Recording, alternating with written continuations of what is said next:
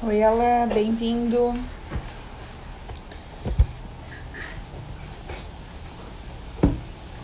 Esperando o Leandro entrar.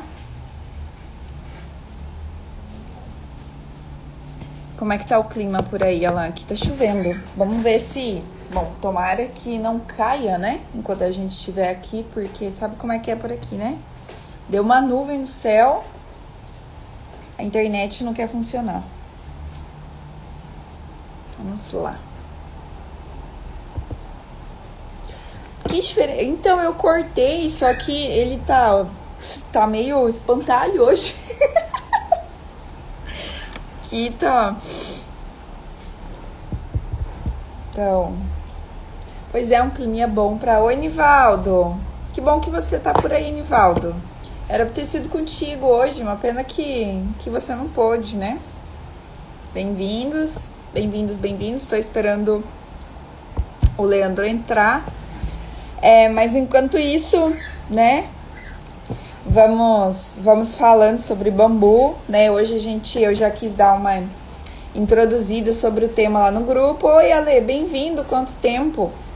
O Alexandre, eu conheci ele em São Paulo em dezembro, quando eu fiz uma viagem para trabalhar lá com bambu e foi bem legal.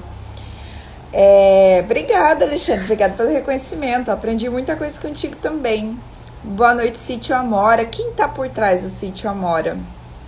Quero saber quem é a pessoa que se esconde por trás do Sítio Amora. Alexandre, tá por onde? Por onde é que você caminha, né? Depois de São Paulo? Teremos outra oportunidade, Nivaldo, com certeza.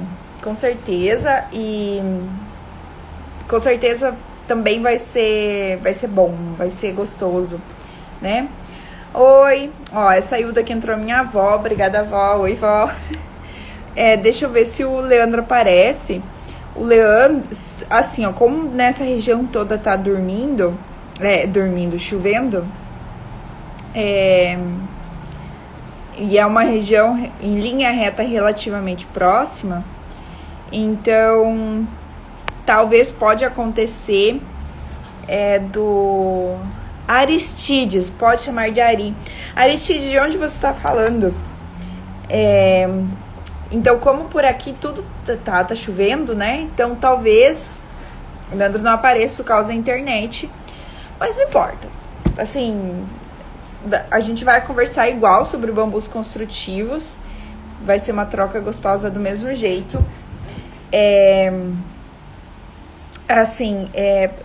Não sei se vocês já conhecem alguma espécie. A gente começou falando hoje lá no grupo, né? Deixa eu ver se eu coloco... Aqui tô com uma cara mais decente. A luz aqui não tá me ajudando muito. Não, fica parecendo haver um tapa. São Luís, Maranhão. Por aí tem muito bambu, né, Ari?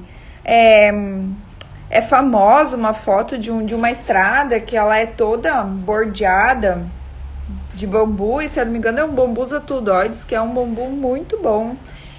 Eu, pelo menos, gosto muito, muito desse bambu. Assim, eu acho ele um bambu sensacional. Mas quem já tá por aqui, que já trabalha, tem o Alexandre, que eu sei que já entende muito de bambu, o Nivaldo, que entende muito de bambu, o Alan também já entende pra caramba, né? Edmilson, bem-vindo. Então, quando a gente fala de qual seria o melhor bambu, né? Eu sempre recebo essa pergunta sobre o que seria, então, o melhor bambu. E aí, para quem já é bambuzeiro, para quem já estuda, para quem já trabalha com isso, sabe que não existe o melhor bambu, mas sim o bambu mais adequado para aquilo que você queira fazer, né? Então, a gente começa por aí. Qual que é o melhor bambu? O melhor bambu é aquele que atende o que eu preciso e é aquele que tem por perto. Essa semana ainda, um rapaz me mandou uma mensagem aqui no Instagram com fotos lindas de um bambuzal, assim, era um bambu, um diâmetro mais ou menos assim, verde. E ele me perguntava a hora do Araújo. Oi, Araújo, tudo bom? A Vera tá aí contigo? Ele me perguntava se seria um bambu adequado para construir. E era um Bambusa vulgaris, né? Um Bambusa vulgaris vitata. que... Oi, Santiago, que com certeza é um bambu muito bom para construir. Só que você precisa garantir a imunização e a gente já vai falar sobre ele aqui também, tá bom? Então, partimos daí, que são mais de 1.700 espécies de bambu. Todos os bambus são maravilhosos, todos têm uma função. Então, o melhor bambu é aquele bambu que atende a sua demanda e é aquele que está perto de você. Então, assim, para que você vai usar esse bambu, né? Eu tenho tal e tal de bambu, o que dá para fazer com isso aqui? Então, hoje o foco vai ser a gente falar sobre o que seriam os bambus construtivos, né? E para entender isso, o que seriam os bambus construtivos, a gente precisa... Oi, Marcos, bem-vindo. A gente precisa entender um pouco da anatomia, das propriedades físico-mecânicas do bambu. E mediante isso, através disso, a gente consegue criar um tato para identificar o que seria um bom bambu para construção. O Nivaldo tá aí, o Alexandre tá aí, quem mais tá aí? O Alan tá aí também, que já tá trabalhando com isso. Vocês podem ir compartilhando comigo aqui a experiência de vocês. Oi, Ricardo, bem-vindo. Então, assim, um bambu, para ele ser bom para construir, a gente vai fazer aqui primeiro uma grande, imensa divisão, assim, entre os tipos de bambu, que a gente tem os herbáceos, né, que são os... que a gente pode citar aí, por exemplo, o bambu taquararixa, que é um bambu molinho, né, que não suporta ser apertado. E a gente tem outros bambus que servem de decoração. Então, são os bambus herbáceos. E no outro grupo nós temos os bambus lenhosos. Os bambus lenhosos são os que nos interessam, tá bom? E aí, dentro dos bambus lenhosos, a gente tem bambus que servirão melhor para uma coisa e outros que servirão melhor para outra coisa. E como é que a gente discerne isso? Como é que a gente identifica isso, né? Um bambu lenhoso, ele tem mais lignina. Então, quando ele tá amadurecendo, a gente já falou isso, né? De colher bambus maduros. Quando ele amadurece, ele vai perdendo o amido e ele vai lignificando as suas fibras. Então, ele vai enrijecendo as fibras. Por que isso é tão importante? Porque o bambu, ele cresce muito rápido. E para que ele cresça muito rápido, ele tem uma concentração imensa de amido nele. E é por isso que ele consegue crescer tão rápido, né? Em 6 meses. E só depois, com o passar do tempo... Oi, Elisa, bem-vinda. Só com isso, com o passar do tempo, é que ele vai transferindo esse amido para os novos brotos que estão nascendo e vai substituindo esse amido por fibras, enrijecendo as fibras, tá? Então, esse é o processo que acontece. Então, mesmo que seja um bambu construtivo, ele precisa estar maduro. Se não estiver maduro, não adianta, não compensa. Olá, Alejandra, bem-vinda. Então, o que a gente precisa observar para conseguir identificar um bambu estrutural? Um bambu... Olá, Nico, bem-vinda.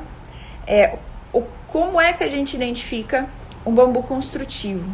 Um bambu... Marcelo, bem-vindo. Tem um monte de gente nova aqui, bem-vindos. Como é que a gente identifica, então, um bambu construtivo? O bambu construtivo, ele é mais rígido. Ele se parece mais com a madeira. Né? Para fazer um paralelo, uma comparação, ele é bastante parecido com a madeira. Então, entre as espécies, eu vou começar a citar algumas espécies e vou explicando algumas características. O Leandro não apareceu ainda. Para quem entrou agora, o Leandro mora num sítio. Ele tem um sítio, por aqui tá chovendo, é uma região, nessa região toda tá chovendo. E pode ser que ele esteja sem internet. Então, enquanto ele não entra, eu vou explicando para vocês. E vocês podem ir colocando as perguntas de vocês, que na medida, conforme vocês forem colocando essas perguntas, eu vou respondendo e a gente vai desenrolando o assunto. E eu, inclusive, prefiro que vocês me mandem perguntas, porque senão eu tô aqui conversando comigo mesma, né? Tô conversando com a tela. Então, se vocês mandarem perguntas... Fica legal, porque eu consigo ver em que pé de entendimento vocês estão. Entre as espécies construtivas que tem bastante por aqui, a gente encontra o bambusa tudoides, que é justo o que tem aí no Maranhão, que entrou o Ari, que é do Maranhão, que tem uma estrada bastante famosa, não sei se é no Maranhão, em Salvador, em algum lugar tem uma estrada bastante famosa, eu já recebi várias vezes fotos do mesmo lugar, que acabam formando um túnel. O bambusa tudoides, ele não é um bambu endêmico daqui, ele foi introduzido e se disseminou bastante e tem muito bambu. Esse bambu, ele é um bambu que eu classifico ele como médio porte, ele chega até uns 15 metros de altura, né? Então, como se fosse 5 andares, algo assim. E ele tem eu tenho bastante curiosidade sobre ele, o tudoide. Então, o tudoide, ele, inclusive, fim de semana passado, eu estive em Nova Aurora dando um treinamento sobre manejo e colheita de bambu e justo foi numa toceira de tudoide. Comprei bambu gigante, qual é o melhor espaçamento para plantar ele? Certo, já vou chegar a isso, eu vou concluir a ideia do tudoide. O tudoide, então, ele é um bambu de médio porte. Como é que a gente classifica o bambu de médio porte?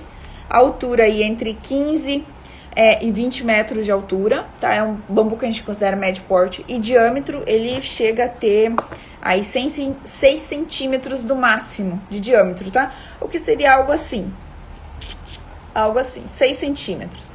E por que o bambusa tudoides, ou que também é popularmente chamado de taquara, ele é um bambu estrutural, ele é um bambu construtivo. Ele é bastante rígido e ele suporta muito bem a flexão. O que é flexão? Flexão é quando você dobra.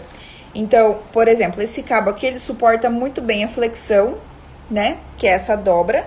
E suporta muito bem a tração. Ele suporta ser puxado, tá bom? Então, e outra característica do bambusa tudoides é que, assim, o que dificulta um pouco o uso dele, que algumas pessoas não gostam de usar ele, é que, como todo bambu entouceirante, ele não é exatamente reto, tá bom? Então, o que acontece? Ele cresce nesse sentido e ele vai fazendo pequenas curvinhas. Então, cada nó, ele faz uma curvinha pra lá e uma curvinha pra cá. Uma curvinha pra lá, uma curvinha pra cá. Mas é mínima, é pouca. Inclusive, se vocês derem uma olhada aqui em alguns dos projetos que eu fiz, eu uso muito o tudoide, porque como eu disse lá no começo, qual é o melhor bambu? O melhor bambu é aquele que a gente tem por perto e que atende aquilo que a gente precisa fazer. Esse é o melhor bambu. O bambusa tudoides, então, ele é um bambu excelente. No entanto, ele não suporta muita compressão. Por que ele não suporta muita compressão? Porque os entrenós dele são muito distantes.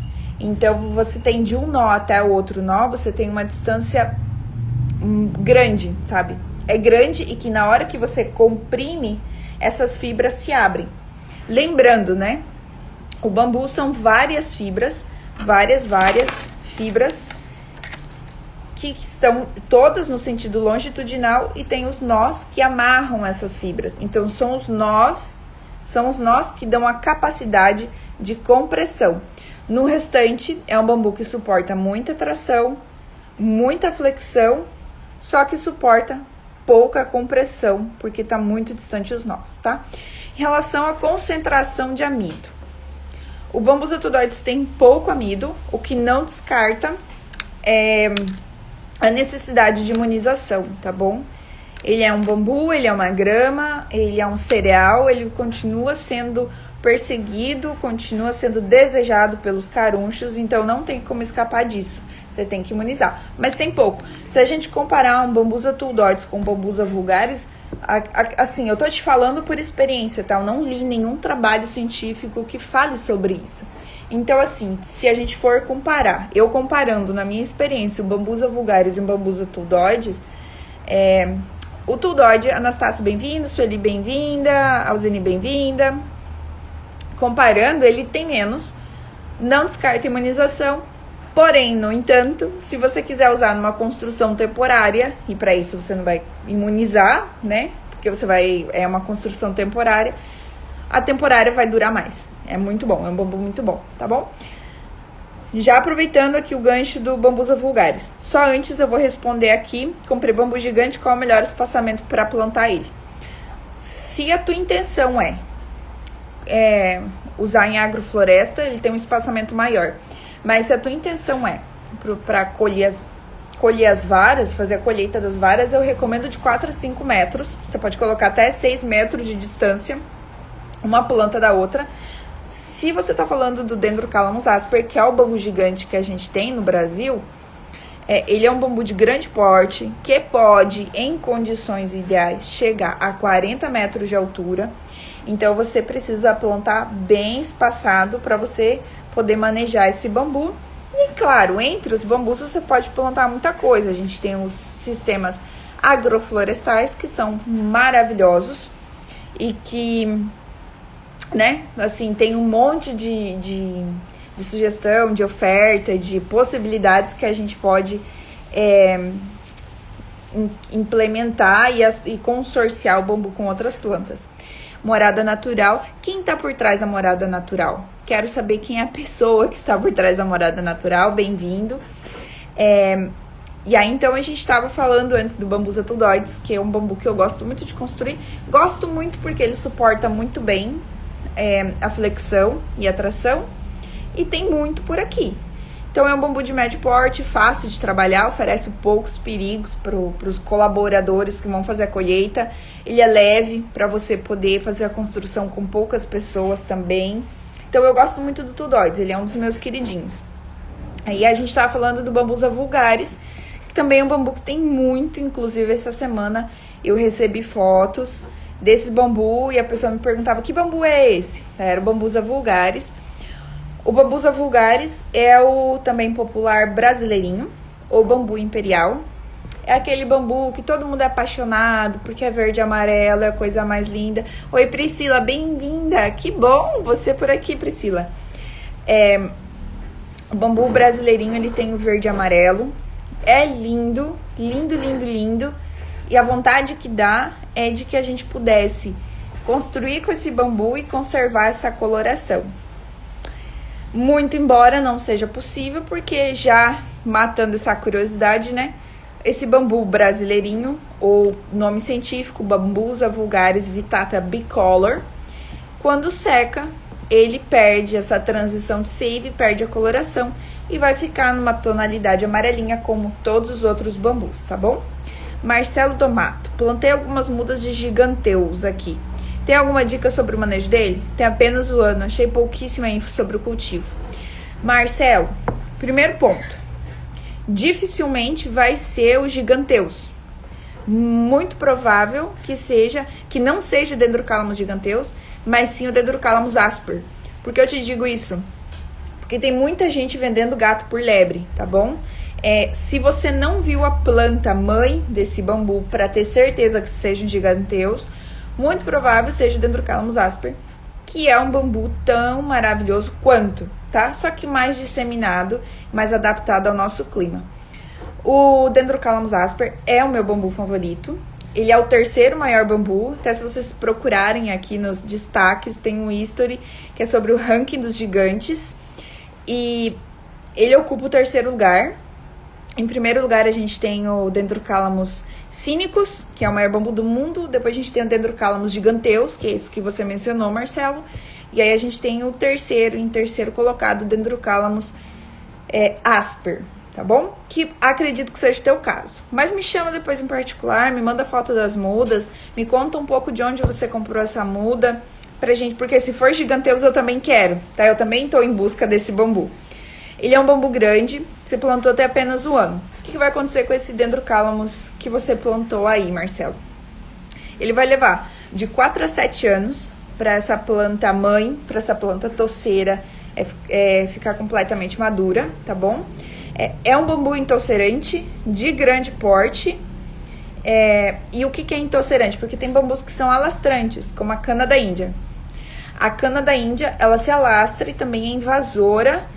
Em inglês também é chamada de running, corredor, algo assim, tá? Então, é uma toceira, 40 metros. Se tem um ano que você plantou, eu não sei onde você plantou, mas ainda tá em tempo de socorrer ela, porque, por exemplo, se for perto de casa, você pode ter um pouco de dificuldade depois é no manejo, tá? Porque são bambus grandes e você pode ter um pouco de dificuldade no manejo. Você vai começar o manejo dessa planta quando completarem 4 anos, tá? Porque o ciclo das varas, pra gente considerar madura, é 4 anos. Então, você plantou, tem 1 ano, daqui a 3 anos você vai começar o manejo.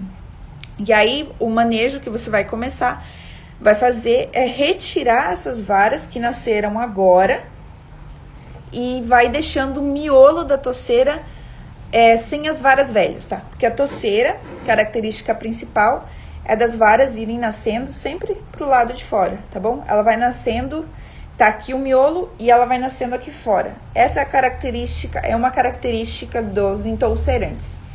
Então, essas varas que nasceram aqui, vão começar a sair outras, e daqui 4 anos, essas varas, elas estarão maduras, então elas já vão ter transferido o que dava para os filhotes. Porque o que acontece? O bambu, as varas velhas, ou as mães, a gente chama de 4 gerações, tá? Filhas, mães, avós e bisavós. As avós e as mães, na época de brotação, elas transferem o amido para as filhas, tá? E as bisavós já transferiram o que dava. Então, essas daqui, elas já atingiram o seu estágio maduro e você pode fazer a colheita. Excelente, tá? E aí você mantém as avós, as mães e as filhas. A toceira vai ser composta por essas 3 idades de vara. Legal que você plantou agora, legal que você vai poder acompanhar. Então, quando completar 4 anos, você vai começar o manejo. Enquanto não acontece isso, você vai adubar bastante essa planta. Eu até tenho um curso aqui, tá? Eu chamo ele de mambuzeiro. Depois, se você quiser dar uma conferida, eu dediquei uma apostila completa só sobre cultivo, manejo e tem nutrição também. É bem legal, tá? Plantei o asper também. Esse viverista fez as mudas por semente. Será que não é? Muda por semente de dendrocálamos giganteus? Olha, eu tô curiosa pra ver isso, porque nunca vi. Nunca vi, com quem eu conversei, não acreditava nessa história também. Então, assim, me chama depois, me conta mais sobre isso, que eu quero entender melhor. Porque semente de bambu é muito, muito difícil de fazer pegar, tá bom? Tem uma baixíssima taxa de fertilidade, tá bom? O jeito mais seguro de você multiplicar uma planta de bambu é através de estaca, é através da jama. Isso, me chama depois, Marcelo. Eu quero entender melhor, porque se o que te falaram é verdade, que fizeram muda de dendrocálamos giganteus através de semente, eu também quero. Muito embora eu não acredito que seja possível, mas se for, eu quero. Deixa eu ver, tem uma perguntinha aqui. Plantar dendrocálamos asper próximo de cachoeira é bom? A minha está a 10 metros. Maravilhoso, né? Maravilhoso, porque o bambu, para ele poder se desenvolver bem, olha aí, ó, tem mais gente, né, Nivaldo? Se for mesmo esse bambu giganteus, tem uma galera querendo. Tem muita gente, tem colecionador querendo atrás esse bambu giganteus, porque é difícil de achar, tá? Então, se for, tem muita gente querendo. Me perguntaram se perto da cachoeira é bom. Olha, perto de água, o bambu vai vir super bem, tá bom? Super bem, porque ele não vai faltar água. Só que o que eu observaria nesse caso? Se chega sol nele, bambu é uma grama. Quem tem grama em casa sabe que grama gosta de sol. Gramíneas gostam de sol. Ficaram na sombra, elas se atrofiam. O mesmo vai acontecer com o bambu. Ele não vai atrofiar, mas ele vai se desenvolver de uma maneira mais lenta, mais devagar. Onde você plantou? Como é a composição do solo em relação à rocha? Tem alguma rocha por baixo? Porque o que já vi acontecendo? O bambu gigante pode chegar aos seus 40 metros de altura e se embaixo dele é uma laje, ele não consegue se enraizar, ou se não tem o entorno dele, se não tem um sistema radicular bem conformado, o que pode acontecer é dessa touceira tombar. Mas para ela tombar vai levar 30 anos, tá? Mas isso pode acontecer. Então, de momento, me preocuparia mais a coincidência solar, se está recebendo tanto de sol que precisa. E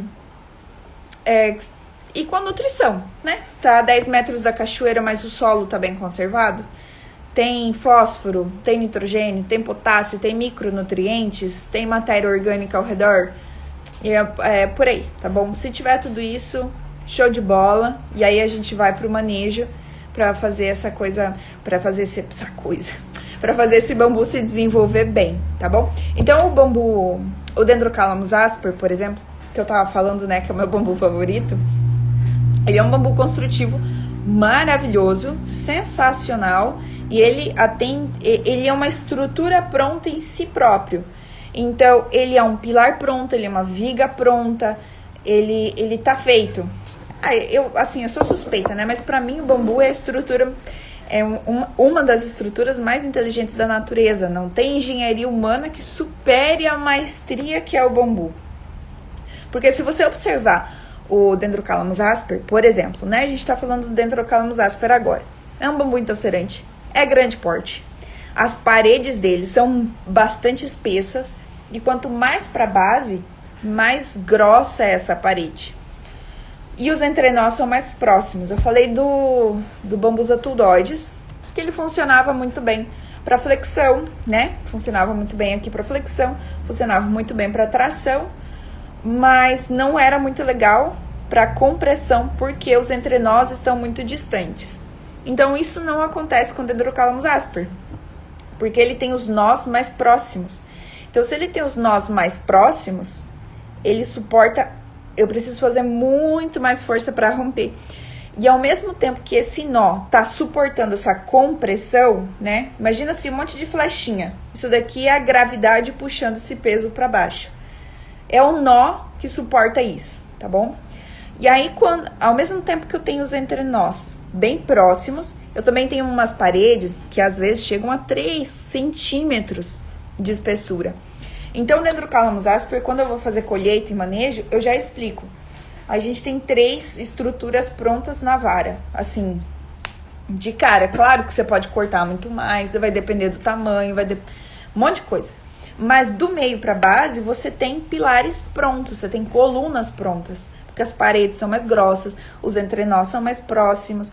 Então, se você aprender a observar isso, você vai olhar para uma espécie de bambu e você vai fazer essa leitura. Você vai olhar para a distância dos entrenós, você vai olhar para o diâmetro dessa vara, você vai olhar se está maduro. E aí pronto, você já consegue fazer a leitura e tirar as suas próprias conclusões. Do meio da vara para cima, a gente começa a ter os entrenós mais distantes. Então aí a gente volta a ter uma circunstância ideal, fantástica para vigas. Porque a gente tem uma boa capacidade de flexão e uma excelente capacidade de tração. Maravilha! E olha como é só observar os próprios esforços que a vara faz, né? Quando a planta tá aqui na toceira, né, tá aqui as plantinhas bem bonitinhas. A parte que mais que mais precisa lidar com a compressão é a base, né? A base da vara aqui, que tá perto do solo, porque ela tá recebendo todo o peso da vara.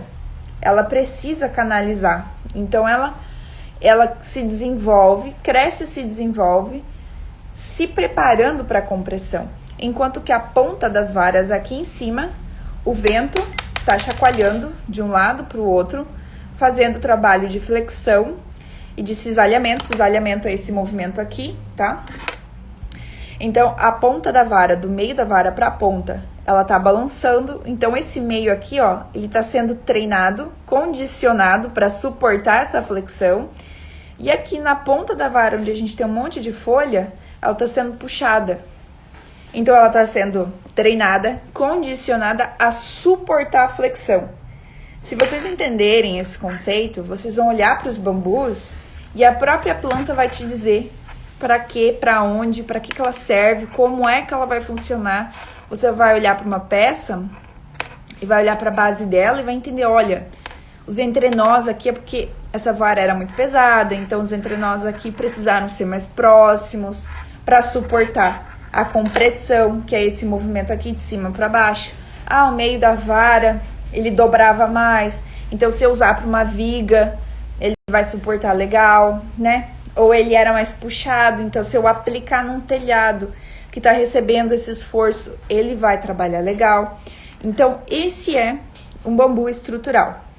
E a gente observa isso com muita clareza no Dendrocalamus asper, porque ele afunila bastante, o que leva muitas pessoas não quererem usar o Dendrocalamus asper, porque ele tem uma porcentagem de conicidade bastante elevada, tá bom? Então, assim, quem vai construir com Dendrocalamus asper, quem vai projetar, tem que ser criativo, tem que ter disposição.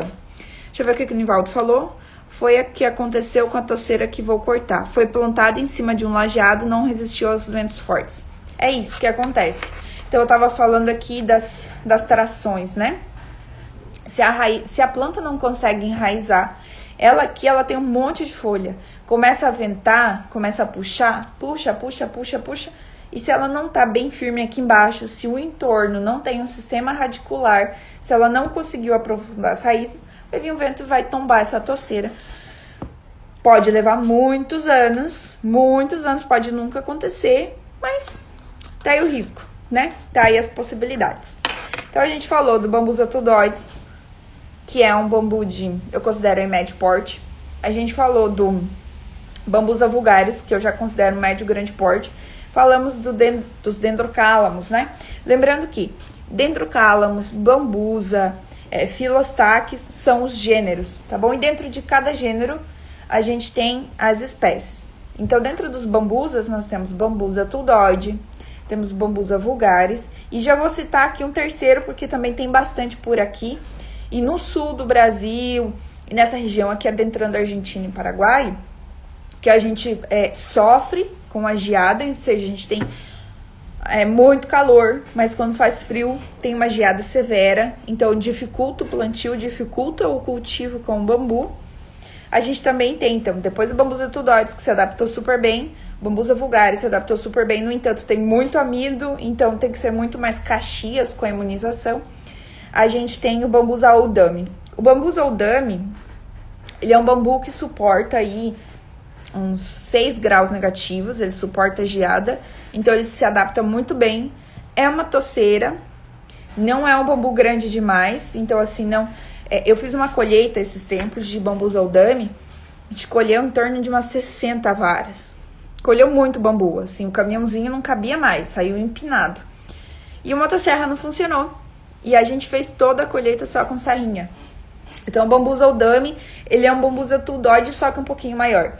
Então, enquanto que o bambusa tuldoide tem, no máximo, 6 centímetros de diâmetro, e uma parede relativamente fina, de uns 8 milímetros, a gente tem um bambusa oldame, que pode chegar a 8 centímetros de diâmetro e uma parede, uma espessura de parede de 1 centímetro, 1,2. Então, ele é um bambu um pouco mais espesso. Logo, ele é um bambu que vai suportar mais também a compressão. A gente vai conseguir usar melhor ele como coluna, tá bom? Esses bambus, como bambusa tuldoide, como bambusa oldame, que são mais fininhos, a gente pode usar eles no sistema de feixe, que é usando várias varas amarradas. E aí vocês podem fazer esse experimento em casa, pegar vários palitos fininhos, amarrar eles juntos, você vai ver como a capacidade de suportar aumenta, sabe? A capacidade vai lá em cima. Então, a união faz a força. Planteio strictus e também tem... Planteio strictus também. Você tem informação sobre ele? Dendrocalamus strictus. Tenho pouca informação, tá bom? Mas, quando você me chamar em particular, você me lembra desse nome, que eu não tenho hoje. Mas amanhã eu vou ter essa informação, vou me informar melhor sobre strictus, porque eu não vi, tá bom? Os bambus que a gente mais tem aqui na região são os o oldame, tuldoide, o vulgaris. Dos dendrocalamus a gente tem só o asper. E aí e esses são todos entolcerantes, tá? Então eu citei pra vocês aqui 3 gêneros que são entolcerantes, que lá no meu curso eu falo bastante sobre isso e eu começo frisando sobre toceira e alastrante, porque isso define bastante, norteia bastante o tipo de manejo cultivo que você vai fazer, tá bom? Agora, mas vamos falar um pouquinho de alastrante, tá? O alastrante, eu acho que é um dos gêneros, é um dos tipos de bambu que as pessoas têm mais contato. A que eu posso estar enganada, mas é o mais popular, é o mais difundido o seu uso, né? A gente tem os móveis, a gente tem até mesmo na jardinagem, a gente tem bastante uso do alastrante. No entanto, quem plantou bambu alastrante na sua propriedade sem entender o mecanismo de crescimento dessa planta, se arrependeu até a morte, tá bom?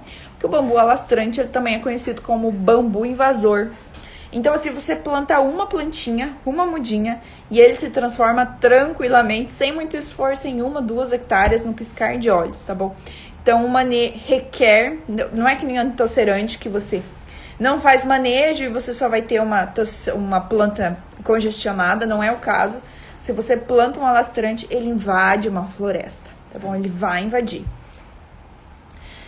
O Strictus maciço, claro! É lindo, estou testando ele aqui. Legal. Rodolfo, troca com a gente essas informações. O Marcelo, você já tá no nosso grupo da família Bambu? Lá a gente tem um monte de gente do país inteiro. Pessoas assim, com conhecimentos diversificados e complementares. Inclusive tem colecionador de bambu lá dentro. Então assim, quando um não sabe, outro sabe. O Strictus é um maciço. Bambu maravilhoso. E se eu não tô enganada, ele suporta muito bem a geada também. É uma toceira, então o sistema de manejo vai ser o mesmo. É cortar as varas com 4 anos e deixar o centro da toceira o mais livre possível. Voltando a falar dos alastrantes, tá bom? Dentre os alastrantes mais populares que a gente tem o famoso cana da Índia, que é o que se usa para fazer malvelaria. O nome científico dele é Phyllostachys aurea. E ele tem muita, assim, tá bem diversificado. Tá bem difundido, tá bem espalhado, tem para todo lado desse bambu. Ele é usado para fazer malvelaria, mas também dá para usar para fazer estrutura. Só que aí, se a gente voltar naquela explicação da distância, se você observar a distância dos entrenós, se você observar a espessura de parede, você vai ver que talvez o Phyllostachys aurea você pode usar para construir, mas talvez ele não vai ter tanta capacidade de suportar a compressão, a tração, a flexão, por causa das características dele. Entendem o macete? Observa a distância dos entrenós, a espessura da parede, observa como ele ao que ele teve que lidar, com o que ele teve que lidar enquanto era planta. Ele foi uma planta exigida pelo vento, foi uma planta exigida pelo peso, foi uma planta exigida pelos puxos. Se não foi, ele não precisou se preparar para isso, logo ele não está preparado, ele não vai atender essa demanda. Outro bambu muito popular, tá bom? Popular porque ele rende fotos maravilhosas daquelas florestas de bambu encantadoras que o panda gosta muito de comer. Até tem uma live aqui que eu fiz sobre devoradores de bambu e descobri que tem um panda brasileiro, que é um roedor brasileiro, coisinha mais linda. E também esse bambu, ele também é usado em vaso, só que ele é usado em vaso na sua maneira de bebezinho ainda, antes de chegar no seu porte final, que é e ele inclusive tem 2 nomes científicos que é para ajudar a gente, né? Que ele é um Phyllostachys, logo, tudo que for começar com Phyllostachys vai ser alastrante. Então, o Phyllostachys pubescens ou edulis, a gente tá falando do mesmo, tá bom?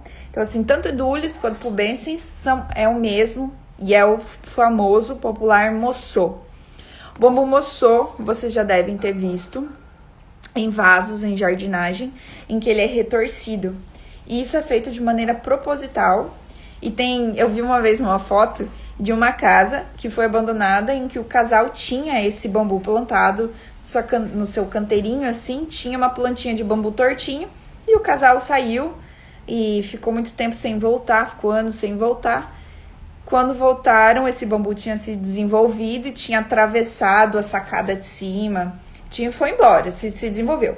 Ele é um bambu invasor, tá bom? Então, a questão desses bambus invasores é que se você planta perto de uma reserva, de uma mata de preservação, de lugares de proteção ambiental, eles são uma praga, eles se tornam um problema ambiental. Se você planta perto da roça do vizinho, Isso vai ser um problema, porque você não tem como controlar assim tão intensivamente e ele pode invadir a roça do vizinho e isso vai ser um problema para você. Então, os bambus intocerantes eu também explico melhor lá no curso. Mas os bambus não intocerantes, desculpa, os bambus alastrantes. Os bambus alastrantes, você precisa conter eles através de valas ou de limites, como se fossem umas muretas para baixo. Porque os alastrantes, eles dão uma vara distante da outra e eles colocam um cabinho assim e vai caminhando. Ele vai caminhando, ele acha. Ele dá uma vara e outra, assim, a 1 metro de distância uma da outra, e ele vai embora. Ele toma conta. E esses bambus são bambus muito bons. Por exemplo, o bambu moçô, ele é um bambu de médio a grande porte também. Só que ele não tem a parede muito grossa, se for comparar com o Dendrocalamus asper. Ele chega a dar em 1,5 centímetro espessura de parede, então ele é um bambu bom. Se você vai fazer uma estrutura que não é muito alta, vou colocar uma altura normal, 3 metros, fazer um pergolado, que tem pouco peso em cima, mete ficha, sabe? Dá pra usar ele bem tranquilo. E como ele é um bambu alastrante, ele também é muito fácil de você entrar nele e fazer o manejo. É bem fácil. E aí a gente falou então dos intocerantes, que são assim, pra mim, são o que a gente mais tem aqui na região. E quando eu falo aqui na região, pra quem não sabe, eu tô falando da região de encontro entre Paraguai, Argentina e Brasil, tá bom? Então, no sul do Brasil, essa região, a gente tem muito dos bambusas, a gente tem o Dendrocalamus e a gente tem o cana da Índia. A gente não costuma ver moçô. Eu sei que em São Paulo a realidade é um pouco diferente, tem bastante desse Philostachys edulis, que é um bambu sensacional, fantástico. Só que aqui a gente tem também um terceiro componente que é para ficar um pouquinho mais animada a conversa, que a gente falou do intocerante, né? Gosto dele para fazer as tesouras. Isso, por quê, né? Por que o Philostachys edulis é bom para fazer tesouras? É porque ele suporta muito bem a tração e a flexão, porque foram as únicas exigências que ele teve na vida dele. Então ele tem os entrenós distante, a espessura de parede média, então ele não é um bambu muito pesado. Ele suporta perfeitamente a tração, que é ser puxado, e a flexão, que é esse pequeno grau de plasticidade de se dobrar. Então, o Philostachys edulis é muito bom para isso. Além do que, isso é bom ressaltar, é bom indicar, que os bambus entocerantes, eles, por nascer uma vara assim colada na outra, por competir espaço, pela anatomia deles, eles afunilam muito. Então, eles têm um grau de conicidade, de cone, né, bastante acentuado. O que não acontece com os Philostachys, que são os bambus alastrantes, porque como eles nascem distantes um do outro, eles são mais retilíneos, tá bom? Eles são mais retinhos, eles afunilam menos. Então, como o Nivaldo disse que usa para fazer telhado, são os melhores bambus para fazer telhado, porque eles são, por natureza, mais retinhos, tá? Deixa eu ver o que o Rodolfo disse. Não é praga não, nem invasor. Quando ele não tem manejo, pode acontecer dele espalhar, ele não vai invadir a floresta da forma que falam, não. Ouço muito falar isso, São Paulo é o Peledulis. Então, eu tô falando do que eu vi acontecendo, tá bom? Assim, essa percepção de ser praga realmente acaba sendo um jeito muito pejorativo de falar. É melhor falar invasor, porque ele é um bambu que se desenvolve muito rápido. E eu vi ele invadindo florestas, tomando conta. E a gente tem que fazer o manejo dele, tá? Ele não é um bambu nativo, então ele é um bambu introduzido. A gente precisa fazer o manejo dele, porque ele vem com força. Ele vem, né? E as florestas são lindas. Uma floresta de bambu moçô, ela é maravilhosa. Mas a gente tem aqui Santa Terezinha de Itaipu, que é estado do Paraná, fronteira com o Paraguai. Uma situação que alguém veio, trouxe um bambu moçô, plantou na sua propriedade porque achava lindo. E de repente esse bambu moçô entrou numa reserva natural e tomou conta e acabou abafando, afogando outras plantas que acabaram perdendo espaço para ele. Então é nesse sentido. O bambu é maravilhoso. Eu amo bambu, mas tem que saber trabalhar com ele. Você fala com muita propriedade e conhecimento. Obrigada, Léo. Obrigada pelo reconhecimento. Vidaia, Rodolfo, o pessoal foi fazer uma visita no horto em Floripa e disseram que a Áureo tinha tomado. É isso que acontece, ele toma conta. Se você não maneja, ele entra. É por isso que ele é conhecido como invasor e não é só eu que tô falando, é o mundo inteiro que tá falando isso, porque onde tem é o que acontece. Nivaldo, bambus alastrantes têm de ter contenção, caso contrário vão fugir do controle. É o que acontece, bambu alastrante é maravilhoso, mas precisa de controle, do contrário, ele toma conta. É o que vai acontecer. Tá bom? A gente tem aqui cicatrizante da floresta. Claro, Rodolfo, esse é um ponto de vista bem interessante. Obrigada por trazer isso. Inclusive, essa semana eu estava lendo uma reportagem que falava de um setor, de uma parte da floresta amazônica, em que teve uma situação de corte legal, de clareira. Então, o bambu guadua tomou conta e algumas pessoas estavam relacionando o bambu como... o bambu, no caso, guadua, né? O guadua angustifolha nessa situação específica, como se ele estivesse sufocando a mata. No entanto, depois se você analisar a situação, você vai entender que o bambu entrou mais... que o bambu e a natureza tiveram mais essa função de cicatrizante da floresta. Isso sim. Então, o bambu ele vai ter um ciclo de 30 anos. O alastrante, por exemplo, vai entrar onde der espaço. Em 30 anos, a tendência, 30 ou alguns anos a mais, a tendência é que ele morra, vai ter matéria orgânica, e aí a floresta vai dar continuidade no seu ciclo. Olhando por esse ponto de vista, com certeza. Então, assim, dizer que é praga é forte, não vamos usar essa palavra, mas ele é invasor. Pode ser para cicatrização da floresta, e pode ser muito bom, e pode ser um problema, como foi aqui no caso de Santa Terezinha, que acabou entrando numa área de proteção ambiental e acabou sufocando outras plantas nativas, né? Então, assim, tem as duas situações. Guadua angustifolha semi-alastrante, é certo isso? Vamos lá. Temos os entoucerantes e temos alastrantes. Mas, na verdade, nós temos mais de 5 tipos rizomáticos. Quando a gente fala de entoucerante e a gente fala de alastrante, a gente tá dividindo da maneira mais fácil e simplista possível 2 grandes grupos, tá bom? Mas aí a gente tem um gênero, que é o único gênero que tem essa característica em específica, que é o de ser semi-alastrante, que é o guadua. Todos os guaduas, a gente tem o guadua chacoensis, guadua trini, guadua angustifolia. O que é ser semi-alastrante? Ele é um entoucerante, tá? Na verdade, o guadua angustifolia ele é um semi-entoucerante, não um semi-alastrante. Porque se você observar como a raiz ela se desenvolve, os alastrantes, eles colocam uma haste e desta haste vão soltando os brotos, tá bom? O entoucerante, ele tem um rizoma e nesse rizoma gemas que despertam. O que acontece com o gênero guadua é que são rizomas de pescoço comprido. Então, em vez dele sair uma vara aqui e já sair outra vara grudada aqui, ele dá esse rizoma um pouquinho mais longo e aí ele dá a vara. Então, esse mais longo, às vezes é 50 centímetros, 60 centímetros. E aí, quando a gente entra em guadua, falando de bambus construtivos, é um dos bambus que mais se tem conhecimento. Me arrisco a dizer, Rodolfo tá aí também com bastante experiência, pode me corrigir.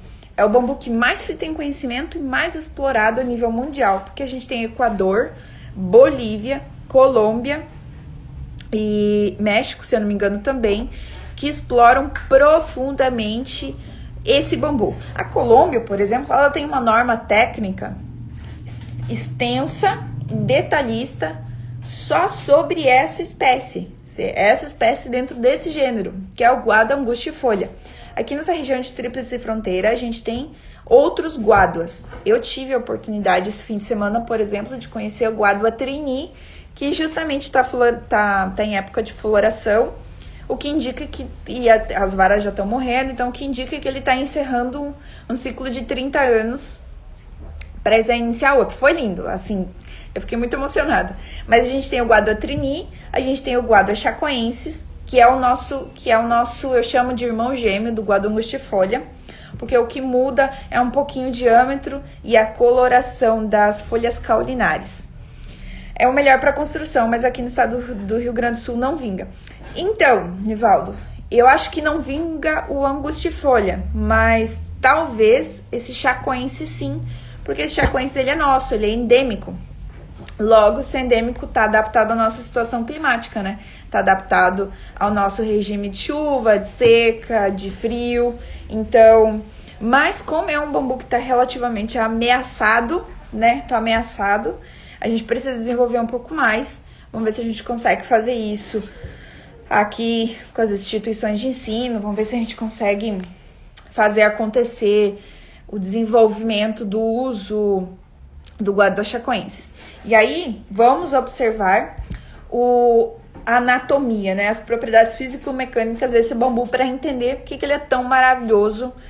É para construção, por que ele se disseminou tanto, por que ele é tão usado e por que ele é tão amado, né? Para quem não sabe, Guadua é o único bambu que tem espinho. Então, se você vê um bambu com espinho, é um Guadua.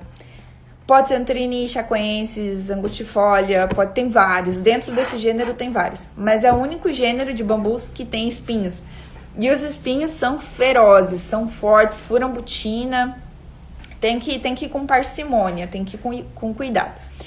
Então, o bambu, os guaduas, falando de chacoensis e falando da angustifolia, eles são bambus que, por serem semi-entoucerantes, ou seja, eles não saem grudados um no outro, eles saem um pouquinho mais longe um do outro, o que significa que eles têm um grau de conicidade e que, assim, fica ali em torno de 10%, que é pouca coisa. Se você pegar da base para até a parte superior de copa, que você corta, que é onde você vai utilizar para construção, a conicidade gira em torno de 10%, o que é pouco, tá bom? Logo, é um bambu muito fácil de usar, principalmente para o nosso estilo arquitetônico, que a gente ainda faz tudo quadrado, né? A gente explora poucas curvas aqui ainda, por enquanto.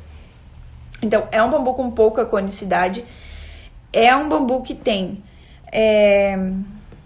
Fiquei conhecendo os espinhos aí em Foz do Iguaçu. Pois é, Nivaldo, eu vou te levar numa floresta de Guadua. Quando você vir me visitar, eu vou te levar numa floresta de Guadua, eu vou te deixar solto lá dentro para você se divertir. Esse espinho do Guadua, eu vi que é ramo não desenvolvido. Já ouvi? Sim, é isso. É um galho que não se desenvolveu. É uma evolução genética da planta que ela achou necessário para se proteger dos seus inimigos. E acabou ficando um espinho muito forte. Ele é muito forte mesmo, assim, né? Mas dizem isso. Alguém estudou e disse que eram folhas não desenvolvidas, um galho não desenvolvido, e a gente compra isso e repete, né? Tá, então a gente tem pouca conicidade e a gente tem uma distribuição relativamente bem parecida dos entrenós. Então, a distância dos entrenós é relativamente parecida em quase toda a vara, mas também a gente observa na base essa mesma situação, que os entrenós são mais curtos, tá? O bambu guadua, ele tem um colarinho branco também, tá? Todos os guadas têm espinho e um colarinho branco. Eu acho o bambu muito lindo, parece que ele tá indo pra uma festa social. E além disso, a parede dele... Por que estamos presos aos designs quadrados? Alan, olha o vespeiro, hein? Então, o bambu, o Guadua, angustifolia, chacoensis, eles têm uma espessura de parede na base de 2 centímetros. E lá, quando você começa a subir, da parte do meio para cima, você ainda tem 1 centímetro e pouco de espessura de parede. Então, ele é um bambu mais pesado, é um bambu muito resistente, então ele suporta muito bem a compressão, muito bem a tração. É bastante retilíneo, é adaptado ao nosso clima, ele tem uma concentração menor de amido em relação ao vulgaris, por exemplo. Ele tem mais capacidades lenhosas, tem mais características de lenha. Então, é um bambu que já é muito explorado também. Logo, a gente tem mais conhecimento do que em relação a outros bambus. Então, o Guadua é um maravilhoso. Então, ele não é alastrante. Então, ele não é tão ele não invade tão agressivamente seu entorno como os alastrantes, mas ele também não dá uma toceira fechada que no Dendrocalamus asper, porque daí Dendrocalamus asper é bem trabalhoso, assim, fazer o manejo de uma toceira que já está desenvolvida, dá suador. Então o guado tem os espinhos, que se você mantiver assim, manejado, né, cortadinho os espinhos, bora lá, super fácil. Os espinhos eram para se proteger dos dinossauros. Meu Deus, pior, né? Olha que faz sentido andar descobrindo um monte de osso de dinossauro por aqui. Alan, eu vou usar aqui a pergunta do Alan pra gente ir encerrando a live e para vocês aproveitarem esses últimos 5 minutos aí para colocar as perguntas de vocês, né?